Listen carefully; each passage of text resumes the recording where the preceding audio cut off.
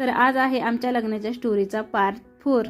तर मी सुवर्णा तुमचं सगळ्यांचं अगदी मनापासून स्वागत करते। तर हा फोटो सासऱ्यांकडे दिला कारण त्यांनी तो मागितला होता पाहण्यासाठी। आता कालचा व्हिडिओची लिंक खाली डिस्क्रिप्शन मध्ये दिलेली आहे, त्रिकोणी आयकॉनवर क्लिक करा म्हणजे तुम्हाला कालचा व्हिडिओ पाहता येईल।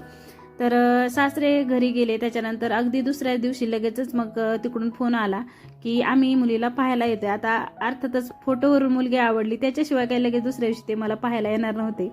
तर त्यांना मी आवडले होते सगळ्यांना। मग माझ्या सासूबाई, माझे मिस्टर आणि त्यांचे अजून 1-2 मित्र, अजून भाऊकीतले 1-2 जण, असे 6 ते 7 जण मला पाहायला आले। आणि पाहायला आले ना तेव्हा पण माझ्या पप्पांचा थोडासा गैरसमज झाला, तो तुमच्याशी मी शेअर करते। खरं तर खूप आठवून मी 18 वर्षापूर्वीची गोष्ट तुमच्याशी शेअर करते। त्याच्यामुळे माझ्या व्हिडिओला सबस्क्राईब करा आणि चॅनलला सबस्क्राईब करा, व्हिडिओला लाईक करा आणि कशी वाटते स्टोरी कमेंट करून नक्की सांगा। तर माझ्या वडिलांचा थोडासा गैरसमज झाला कारण माझे मिस्टर 1-2 मित्र घेऊन आले होते सोबत आणि त्यांच्यापैकीच माझ्या वडिलांना असं वाटलं की हे नवरदेव आहेत म्हणून ते त्यांचा थोडासा गैरसमज झाला आणि तो नवरदेव म्हणून माझ्यासाठी त्यांना काही पसंत नव्हता। म्हणून ते आतमध्ये आले आणि मला म्हटले की साडी वगैरे काही नेसू नको, नवरदेव काही एवढा खास नाही। लग्न जरी म्हणजे त्यांच्या आईच्या इच्छेसाठी होत असलं तरी त्यांच्या मुलीला साजेसा नवरदेव असावा अशी त्यांची मनोमन इच्छा होती। त्याच्यामुळं त्यांच्या मुलीच्या तोडीस तोड नवरदेव त्यांना शोधायचाच होता।